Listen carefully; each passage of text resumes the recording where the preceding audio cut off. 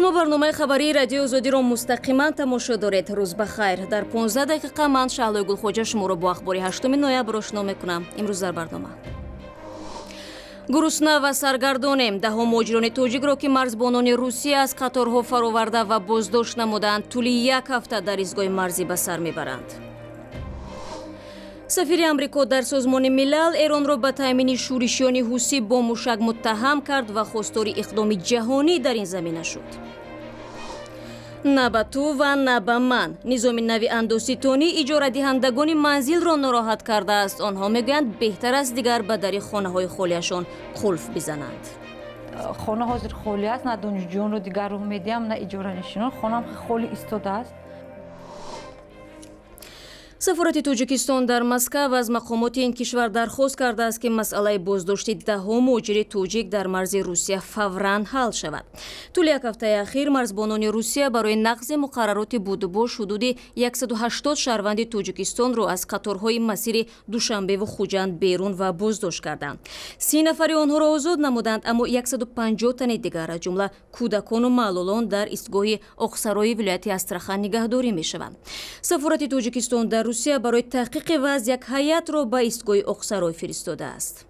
قانونی که آنها برای اساساً قانونی که آنها بدون قید یعنی بود و باشدن، بعضی‌هاشون 1 سال بدون قید گشتگی هستن، بعضی‌هاشون مثلا همون با قیدگیریشون یعنی رجیسترشون علاقه با اتمام رسیده است. بعضی از آنها مثلا پتنت یعنی اجازه به کار ندارن ولی در همینجا مثلا اقتصادن. این خیلی اساساً با جرم همین بندها اینا رو از فراوردن. این زمان یک گروه از مهاجران توجیک به رادیو آزادی ویدیوی سفرشان را ارسال نمودند و گفتند با اتوبوس در ظرف 5 روز و با مشکلات زیادی به روسیه رسیدند. در این ویدیو گروه زیادی مهاجران دیده می شوند که در خانه در قرقیزستان به اتوبوس تنگ سوار می شوند تا راهشان را به سوی روسیه ادامه بدهند. مؤلف نوار به رادیو آزادی نوشت که اتوبوس جای درستی نشست و تریزه هم نداشت و آنها در راه عذاب زیادی کشیدند.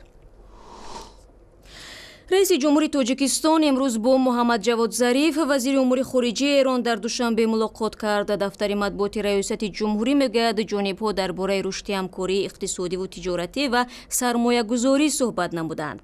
قرار است محمد جواد ظریف شام امروز در مراسم افتتاحی بینای نوی سفارت ایران در تاجیکستان شرکت کند. سفر کاری این مقام بلندپایه ایران در حال انجام می شود که رابطه‌های دوشنبه و تهران به تیرگی گراییده است. در چند ماه گذشته دولت تاجیکستان ایران را به حمایت از تروریسم و کوشش برای ناامن کردن اوضاع در تاجیکستان متهم کرد. ایران این ادعا را رد نموده است.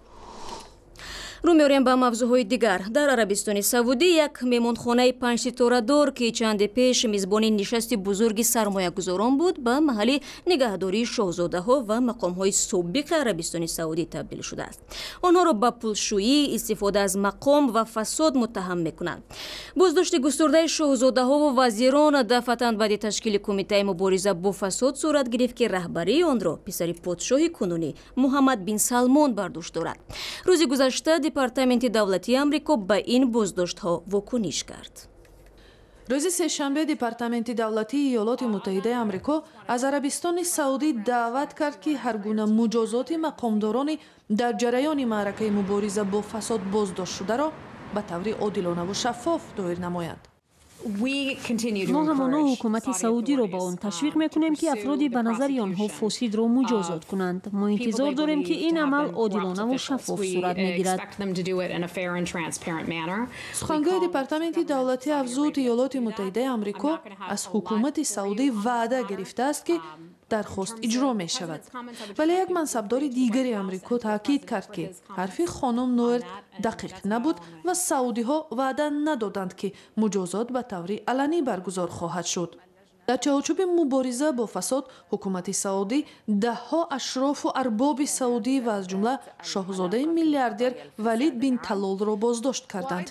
بعضی شارحان این معرکه را کوشش از بین بردن هر گونه مخالفت و باز کردن راه برای حکومت ولیعهد محمد بن سلمان ارزیابی می‌کنند. سفیر آمریکا در سازمان ملل ایرانро به تأمین شورشیان حوثی با مشک متهم کرد و خواستار اقدام جهانی در این زمینه شد. نیکی هالن روز 7 نوامبر گفت که عربستان سعودی در اختیار آنها معلوماتی را گذاشته است که نشان می‌دهد مشکی پرتاب کرده به ریاض در ماه ایول مشکی ایرانی قیام است. پرتاب مشک از یمن به ریاض تنش بین ایران و عربستان سعودی را شدت بخشید که هر دو یکدیگر را به ناامن کردن خاورمیانه متهم می‌کنند. درباره این تنش‌ها توی سفر با گلناز اسفندیاری شورای مرکزی خبری رادیوی آزادی صحبت کرد. ایران در یکی دو روز گذشته تمام این اتهامات رو که از سوی عربستان سعودی مطرح شده رد کرده و گفته که این موشک‌های ایرانی نیستن و گروه حوثی‌ها این موشک‌ها تولید خودشون هست. احتمالاً اولین بار نیست که آمریکا ایران رو به فرستادن سلاح و از جمله موشک‌های بالیستیک به حوثی‌ها در یمن متهم میکنه. در سپتامبر همین سال هم یک مقام ارتشی آمریکا همچین اتهاماتی رو مطرح کرد، ولی ایران همواره این اتهامات رو رد کرده و گفته که خواستار صلح و ثبات در منطقه است و دنبال تنش نیستش. امروز هم همین دقایقی پیش آقای روحانی رئیس جمهور ایران صحبت کرد و قدرت‌های بزرگ جهان رو به ایجاد توطئه در منطقه متهم کرد، قدرت‌های بزرگ جهان و آمریکا رو، و گفتش که اینا به گفته آقای روحانی اینا قصدشون اینه که تنش ایجاد کنن در منطقه بین کشورهای منطقه و برای اینکه بتونن در اونجا حضور داشته باشن و برای سلطه و حضور خود در منطقه بهانه تراشی میکنن تا به گفته آقای روحانی بدین وسیله بتونن نفت و ثروت منطقه رو غارت کنن. و قبل از صحبت خودت گفتی که روزنامه محافظه‌کاران کیهان در یک مطلب نوشته است که هدف نوبتی دوبای خواهد بود، هدف نوبتی مشک، و این را چگونه میتوان برداشت کرد؟ از یک طرف اتهامات رد می شود، از طرف دیگر روزنامه معتبری کیهان که خاص از محافظه‌کاران است چنین مطلبی می نویسد. درسته.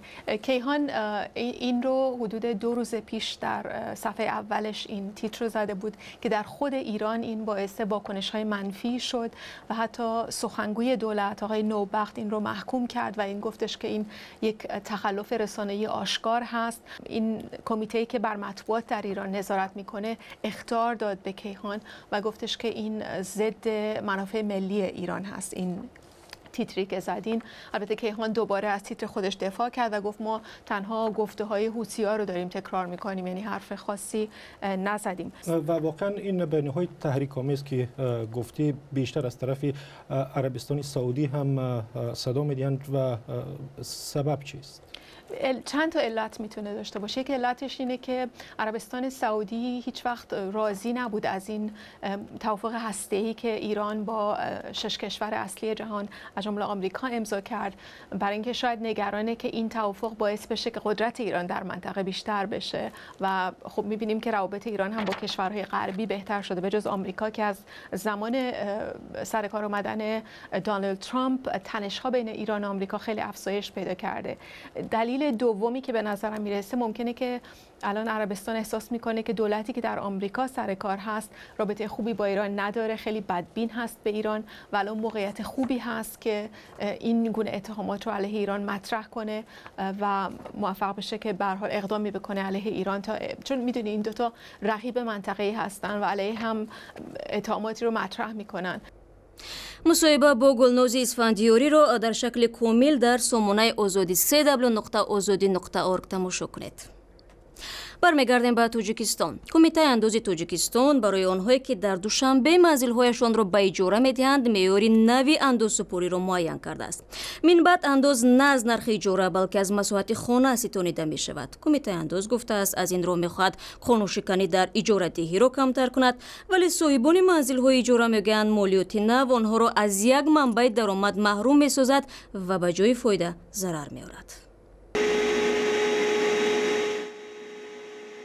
شهناز کاملزاده در بلندآشانه‌ها 2 منزل زیست دارد. در یکی از منزل‌ها او با فرزندانش زندگی می‌کند. منزل دیگرش را به اجاره می‌داد و از درآمد آن پول تحصیل فرزندان را پرداخت می‌کرد. شهناز تا این دم از درآمد منزل اجاره 13% یا 78 سامانی انداز می‌پرداخت. بر طبق یک دستور نوی رئیس کمیته انداز از این به بعد مالیات هر متر مربع منزل اجاره نه کمتر از 35 سامانی مقرر شده است.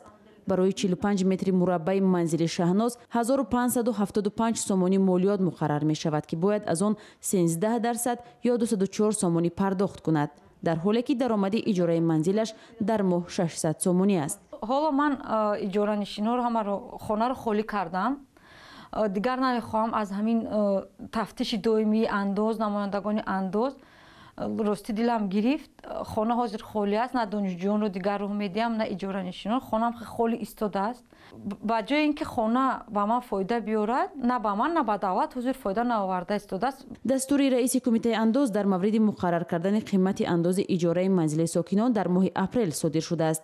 шӯъбаҳои андози ноҳияҳои шаҳри Душанбе муваззаф шудаанд ки ин дастури нави андози иҷораи манзилро ба сокинон расонанд ва бар асоси он амал кунанд. дастуре ки иҷорадиҳанда ва иҷоранишинонро нигарон карда мегӯянд боиси ба пинҳонкорӣ гузаштани иҷорадиҳанда ва афзоиши қимати иҷораи манзил дар шаҳри Душанбе хоҳад шуд. ситонидани аз 1 метри мураббаъ 30 сомонӣ ин барои шароити Тоҷикистон алалхусус дар шаҳри Душанбе хеле гарон аст. барои чӣ? барои он ки дар ин ҷо сектор ки кластерҳои мухталиф муайян шудагӣ нестанд. ин хусусияти сатҳӣ дорад, яъне баробарӣ, чунки табақаҳои мухталифи аҳолиро байнобат гирифтагӣ нестанд. мақомоти андози Тоҷикистон мегӯянд дастури нав барои ба танзим даровардани пардохти андоз аз иҷораи манзил ва дигар иншоот содир шудааст. тибқи ин дастур 1 метри мураббаъ андози иҷораи иншоот барои тиҷорат ва соҳибкорӣ 65 сомонӣ ва барои иншооти бо ҳадафи дигар навъи фаъолият истифодашаванда на камтар 50 сомонӣ муқаррар шудааст. ҳоло аз комёбии ду навраси тоҷик мегӯем ки дар як моҳи ахир ба чеҳраҳои маъруфи матраҳ дар расонаҳо ва шабакаҳои иҷтимоӣ табдил ёфтаанд. Юсуман ва Манижа пас аз ширкат дар озмуни кӯдакони нобиға дар байни 250 ширкаткунанда аз 11 кишвар мақоми аввал ва нишони тиллоро соҳиб шуданд. Аммо пештар аз ин онҳо бо намоиши истеъдоди худ дар барномаи одамони ғайриоддии шабакаи телевизионии Россия 1 ҳамаро дар ҳайрат гузоштанд. ҳамкорони мо имкони суҳбат бо ин духтаронро пайдо карданд. манижа дар зеҳнаш ҳамзамон бо овозхонӣ мисолҳои мураккаби риёзиро ҳал мекунад. ӯ 1 сол боз дарсҳои арифметикаи зеҳниро меомӯзад. арифметикаи зеҳнӣ на танҳо барои мо ҳисобу китоби математикиро осон кардааст, балки метавонад касро дар ҷараёни таҳсил хеле фаъолу боҷуръат кунад. барои мисол, ман зимни баромад ва сурудхонӣ дар идҳои мактабӣ шарм медоштам. ҳоло бо бовар ва ором ин корро мекунам. ё масалан ҳоло ман метавонам бидуни ягон тарс аз муаллим бипурсам ки чаро баҳои маро поин бурд. манижа метавонад мисли суръатсанҷ ё радар суръати мошини дар ҳоли ҳаракатро муайян кунад. манижа тошболтаева ва Юсуман Исмонзода дар як намоиши одамони ғайриоддии шабакаи телевизионии Россия 1 ҳамаро дар ҳайрат гузоштанд. Юсуман қобилияти ғайриоддӣ дар зеҳни худ ҷо додан ва тарҳу ҷамъ кардани шумораҳои хеле зиёди саддӣ ва даҳиро дорад. Юсуман аввал математика ва кор бо рақамҳоро дӯст намедошт. Юсуман Исмонзода ҳоло соҳиби 7 медали тилло аст. барояш омӯзиши на танҳо фанҳои илмҳои дақиқ, балки дарсҳои мисли таърих ҳам осон аст. соли пеш бародарамро ба маркази арифметикии зеҳнӣ империя знанӣ овардам. дар як курси ӯ иштирок кардам, бисёр шавқовар буд ва ман ҳам хостам ин ҷо дарс гирам.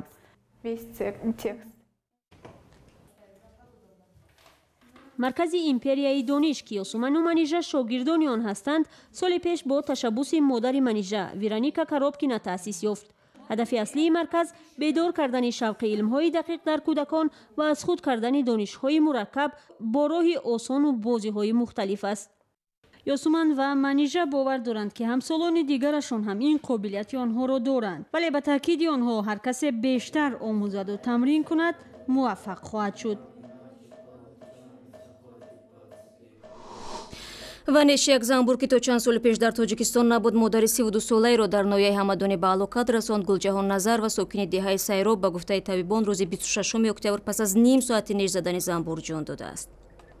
ин чанд хабару гузорише буд ки то ин лаҳза дар ихтиёр доштем, вале матолиби бештар аз ин ва ҷузъиёти мавзӯи барнома имрӯзро ба осонӣ метавонед дар вебсайти мо www.ozodi.org бихонед. мо дар шабакаҳои иҷтимоӣ ва дар канали YouTube саҳифаи махсуси худро дорем ки 24 соат дар хидмати шумост. то мулоқоти фардо дар ҳамин вақт фаромӯш накунед.